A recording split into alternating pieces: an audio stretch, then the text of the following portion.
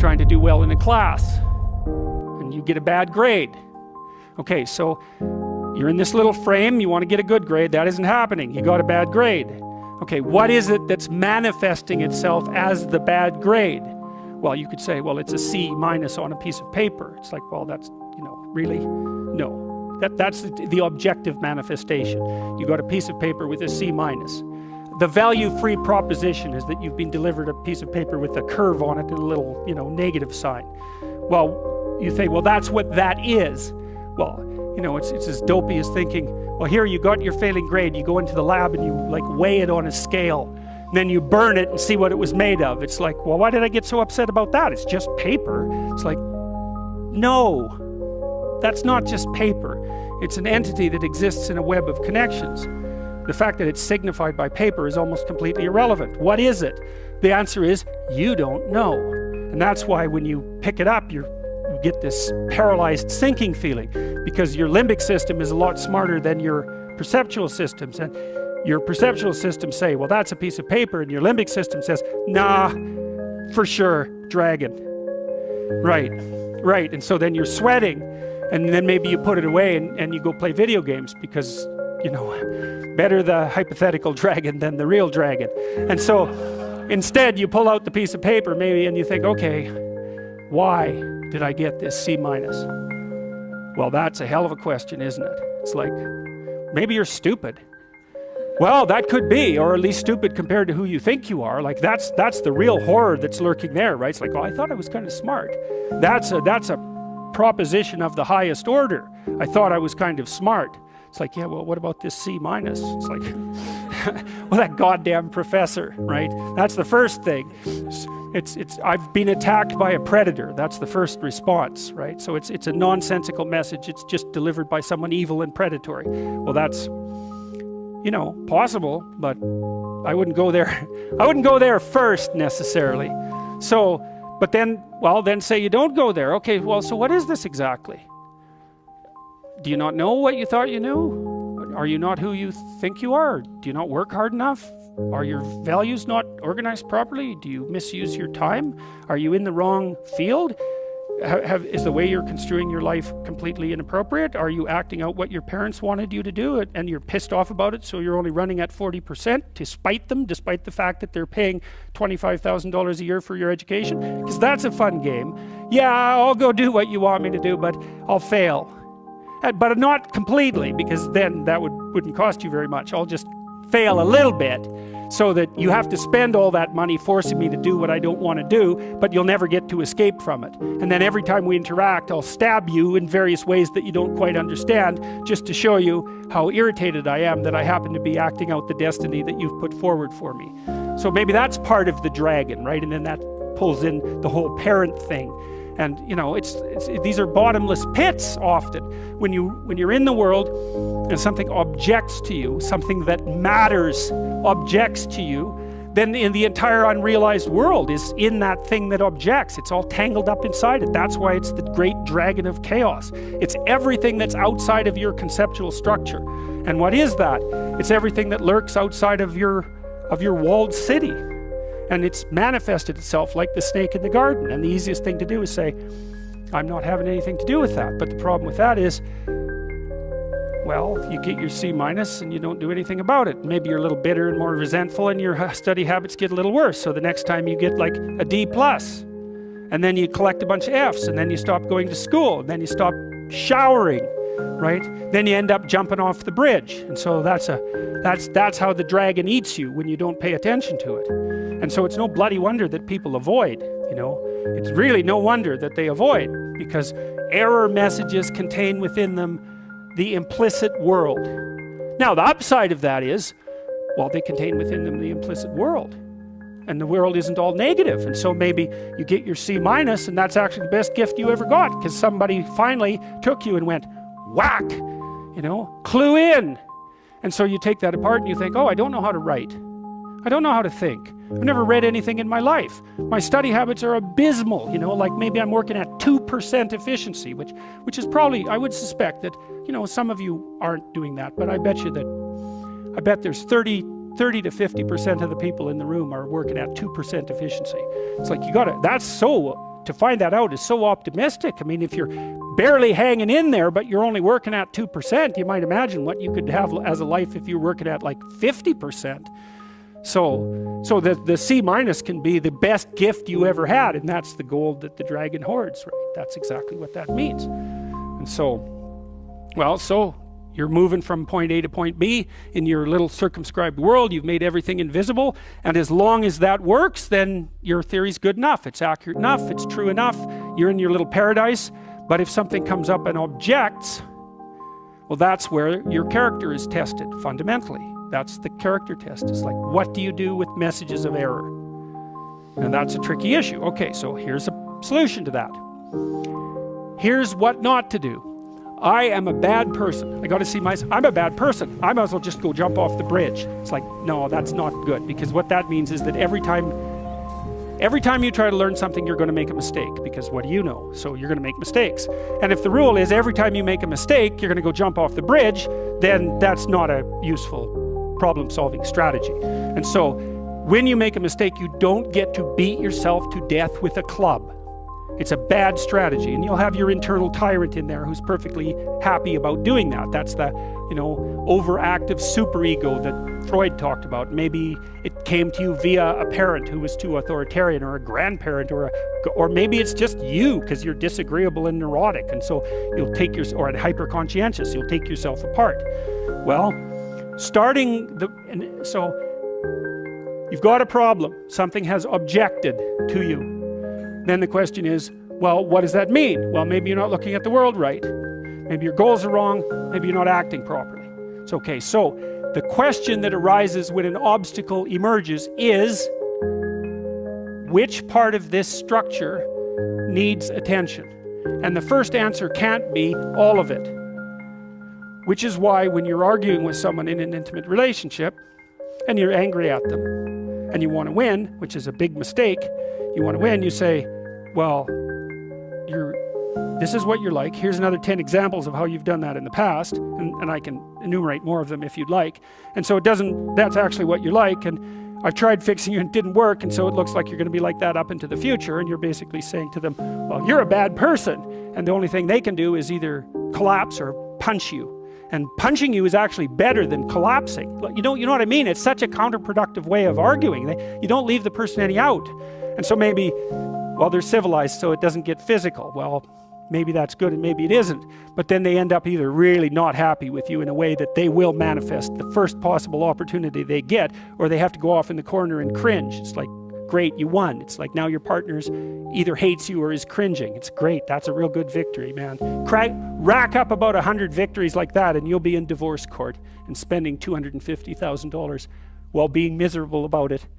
Yeah. So anyway, so something objects to you, and you think, okay, well, I need to take myself apart, right? Because there's a piece that's broken somewhere. And then you might think, well, let's assume it's a little piece to begin with. That's the right mechanism. It's like, okay, you got a C minus. That doesn't prove that you're stupid. Now, it implies that you might be stupid, but it doesn't, right, really, it does, and that's why you don't want to look at it. Maybe it implies that you're lazy, or implies that you're ignorant, or like it implies all sorts of terrible. It might imply that you're a bad person even. But you don't want to leap to that, and that's sort of the proclamation of innocence before guilt. Assume that you're the least amount of reprehensible and ignorant possible. And so then you look at the micro routines. It's okay, well, I got a C minus in this course. Maybe I should study for that course 15 minutes more a day for the next 3 months. And then you ask yourself, do you think you could do that? No, I'm too useless. Okay, how about 15 minutes every second day? You think you could do that? You put it in your schedule, like 15 minutes every second day in the morning. And that's, well, you think, well, what's wrong with me? Well, I'm not very good at managing my study schedule. That's not quite down here at the behavioral level, but it's pretty close, because what you can take an action. You can open up your schedule and you can say, oh, mark 15 minutes aside. Then you can practice doing that. It's pretty low level in the hierarchy. It means, well, you're still not a horrible person. You just got to polish up your work ethic. And the Lord said unto Abram, and this is the opening of the story, get thee out of thy country, and from thy kindred, and from thy father's house, unto a land that I will show thee. And this is one of those phrases where every clause is significant. Go somewhere you don't understand. That's the first thing. Get thee out of thy country. You know, back in the 1920s, there was a whole slew of American writers who ended up as expatriates in Paris, Hemingway among them, and who wrote The Great Gatsby. Fitzgerald, yes, and a variety of others. It was very inexpensive in Paris at the time, and part of their transformation into great literary figures was the fact that they were out of their country, and now they could see what their country was, because you can't see what your country is until you leave it. So you have to go into the unknown, and that's God's first command. Go into the unknown, because you already know what you know. And that's not enough unless you think you're enough. And if you're not enough and you don't think you're enough, then you have to go where you haven't been. And so that's the first commandment to Abraham. It's like, okay, that's a good one. That makes perfect sense. Go to where you don't know. Yes. And from thy kindred. Well, what does that mean? It means grow up, right? That's what it means. It means get away from your family enough so that you can establish your independence. And that isn't because there's something wrong with your family, although perhaps there is, you know, as there is perhaps wrong with you. But it means get away. You know, I talk to people very frequently whose families have provided them with too much protection. And they know it themselves, and that means they're deprived of necessity. You know, one of the things that you see in the United States, for example, is that the children of first-generation immigrants often do better than their children. And the reason for that is that the children of first-generation immigrants have necessity driving them. And you don't know how much you need necessity to drive you, because maybe you're not very disciplined. And if a catastrophe doesn't immediately befall you if you don't act forthrightly today, then maybe you never act forthrightly, right? Because the gap between your foolishness and the punishment is lengthened by your unearned wealth. And so you never grow up and learn, and you have to get yourself away from your dependency in order to allow necessity to drive you forward. And that's to become independent and to become mature. And I think part of what's happening in our culture is that the force that's attacking the forthright movement forward of young men in particular is afraid of the power of men, because it's confused about the distinction between power and authority and competence. Like a man who has authority and competence has power as a byproduct, but the authority and competence is everything.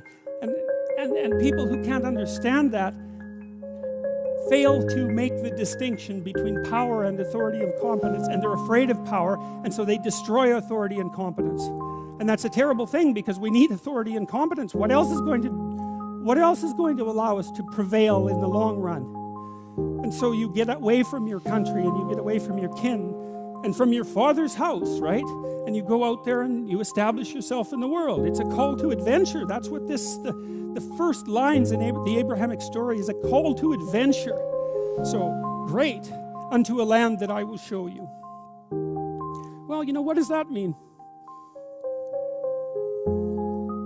You know, one of the things that I've been struck very hard by a number of writers, Carl Jung obviously among them.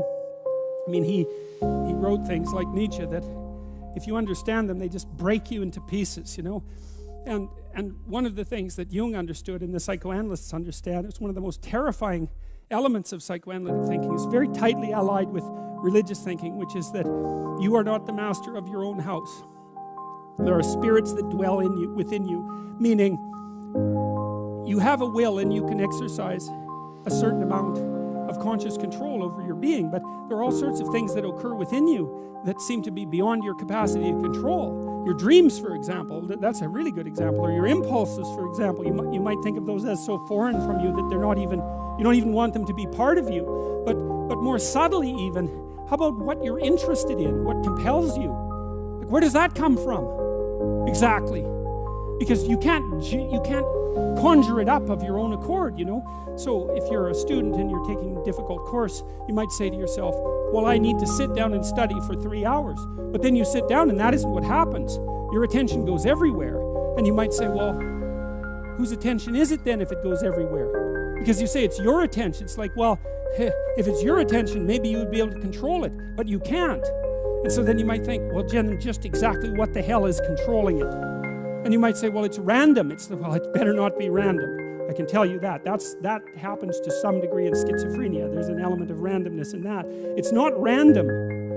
It's driven by the action of phenomena that I think are best considered as something like subpersonalities, although even that's only a partial description. You can't make yourself interested in something. Interest manifests itself and grips you. That's a whole different thing. And so what is it that's gripping you, and how do you conceptualize that? Is that a divine power? Well, it's divine as far as you're concerned, because it grips you and you can't do anything about it. And so there's a calling in you towards what you're compelled by and what you're interested in, and sometimes that might be very dark and sometimes not, but you're compelled forward by your interest. And so the idea that what moves you away from your country and your father's house and the comforts of your childhood home is something that's beyond you and that you listen to and hearken to. That's exactly right. And you can say, well, I don't want to call that God. It's like, it doesn't matter what you call it exactly. It doesn't matter to what it is, what it's called. It still is. And if you don't listen to it, that's the other thing. If you don't listen to it, and I've been a clinician and talked to enough people now, as old as I am, to know this absolutely. If you do not listen to that thing that beckons you forward, you will pay for it like you cannot possibly imagine. You'll have everything that's terrible about life in your life and nothing about it that's good. And worse, you'll know that it was your fault and that you squandered what you could have had. The sacrifice of the mother is exemplified profoundly by Michelangelo's great sculpture, the Pieta. Mary is contemplating her son crucified and ruined, so that's his body after he's been crucified. It's her fault. It was through her he entered the great drama of being. So what's the meaning of this sculpture? It's a great sculpture. It's just an absolutely unbelievable sculpture. You just can't believe that someone could exist who could make something like that. Of course, it wasn't the only thing Michelangelo made, right? It wasn't like, that's it. It was something he just tossed off in a couple of months while he was doing other unbelievable things. But, you know, it's an object of contemplation, which is why it's in a great cathedral, in a great city. It's an object of contemplation. And the idea is something like, well, what's the role of a mother if she's awake? I had a client come see me a while back, not very long ago. A woman who was about 30 and trying to make decisions about her life. And she was pretty career-oriented, and so I asked her about, although maybe having a bit of trouble with her career. I've seen this many, many times. So this is an amalgam. This is a story that's an amalgam. And I talked to her about the other elements of her life. It's like, well, you know, there's only 5 things you do in life, so you've got your career down. You know, what do you do outside of your career that's meaningful and engaging? How are things going with your family? It could be your family of origin, your siblings, whatever. Do you have an intimate relationship? And like, what's your plan for your own family? And apart from those 5 things, there's sort of something like, get some exercise now and then, don't eat too badly, and try to stay away from the drugs, you know. That kind of, and the crime, that kind of lays out life. And if you miss any of those 5 things, or if you do any of those other things wrong, then you're in trouble. And you can get away with missing a couple of them, but not all of them. You know, and she said something along the lines of, well, I'm not sure I should bring a child into this world. And I thought, oh, God, Christ, you got to come up with something better than that. Such a bloody cliche, which is what I told her. I said, you know, you must have thought that up when you were 16. It's like, really? That's you can't do any better? This was a very, very smart woman. It's like, really, you can't do any better than that? It's like, yes, obviously this is a veil of tears and, you know, a well of suffering and all of that.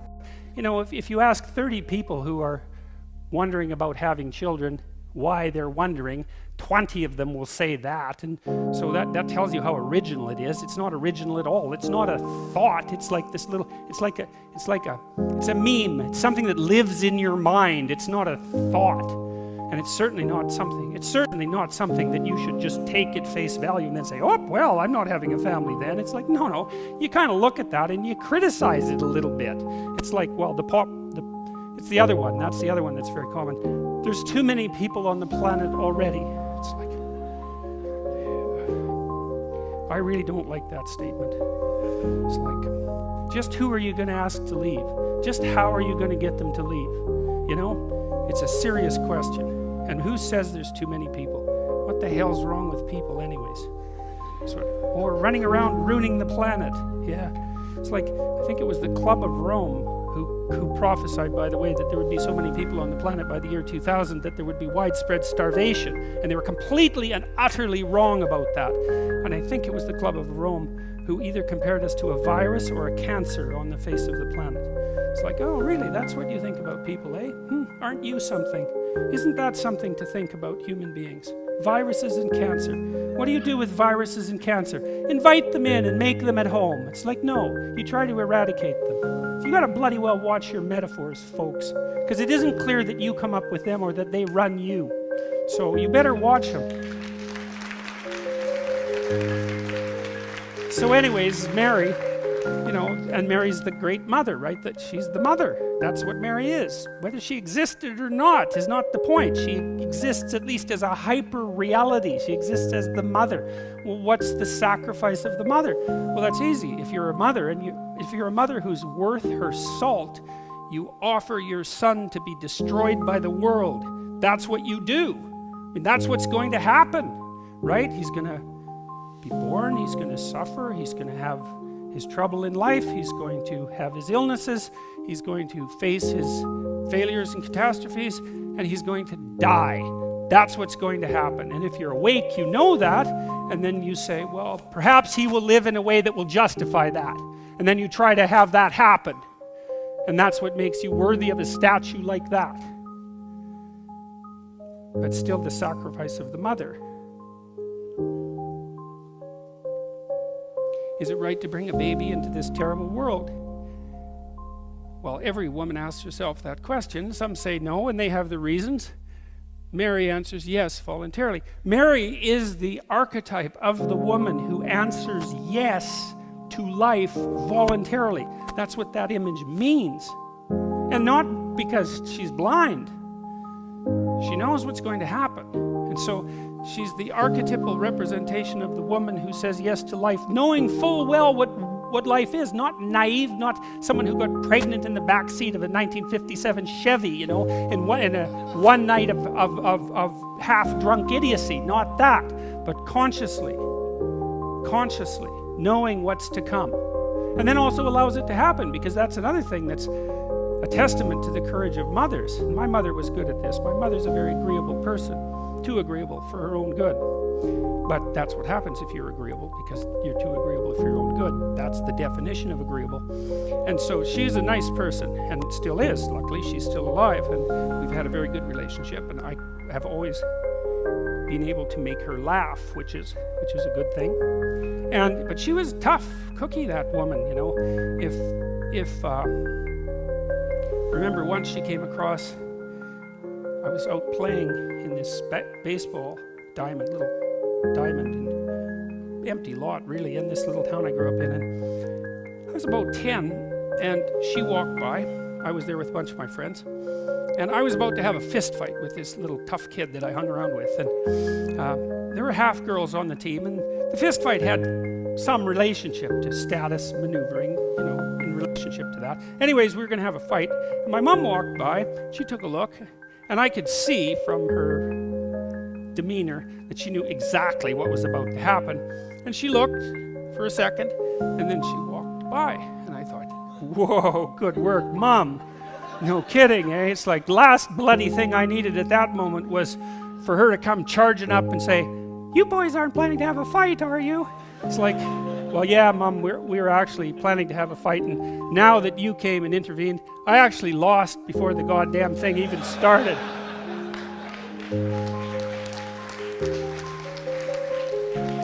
So 2 thumbs up for Mom. She was also the person that said, because I had some trouble with my dad when I was an adolescent, he had some trouble with me, so, you know, it was 50-50. That's for now. It's probably 70-30 with me on the 70 end of that being the trouble. And anyways, I left home when I was about 17, and she said something really interesting when I left home. She said, if it was too good at home, you'd never leave. I thought, hey, Mom, that's pretty good. You know, for an agreeable person, you've got a real spine, man. So that was pretty good. So So, you know, mother, that says this, the mother is the person who also says, get out there, take your goddamn lumps, because you're tough enough so that you can handle it. She doesn't say, you just stay down there in your bedroom, brooding away, because the world is unfair and treating you badly, and your suffering is too much. She says, yeah, there's a lot of suffering out there, but you're a hell of a lot tougher than you think you are. So